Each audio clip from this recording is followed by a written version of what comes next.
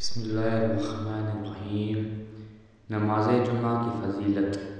سیدنا ابو ہریرہ رضی اللہ تعالیٰ عنہ سے روایت ہے کہ رسول اللہ صلی اللہ علیہ وآلہ وسلم نے فرمایا، جو شخص جمعے کے دن مثل غسل جنابت کے خوب اچھی طرح غسل کرے، اس کے بعد نماز کے لیے چلے تو گویا اس نے ایک اونٹ کا صدقہ کیا، اور جو دوسری گھڑی میں چلے تو گویا اس نے ایک گائے صدقہ کی، اور جو تیسری گھڑی میں چلے تو گویا اس نے ایک سینگوں والا مینڈا صدقہ کیا، اور جو چوتھی گھڑی میں چلے تو گویا اس نے ایک مرغی صدقے میں دی، اور جو پانچویں گھڑی میں چلے تو اس نے گویا ایک انڈا صدقے میں دیا۔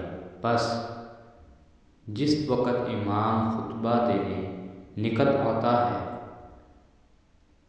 تو فرشتے خطبہ سننے کے لیے اندر آ جاتے ہیں اور ثواب کا سلسلہ موقوف ہو جاتا ہے۔ صحیح بخاری شریف۔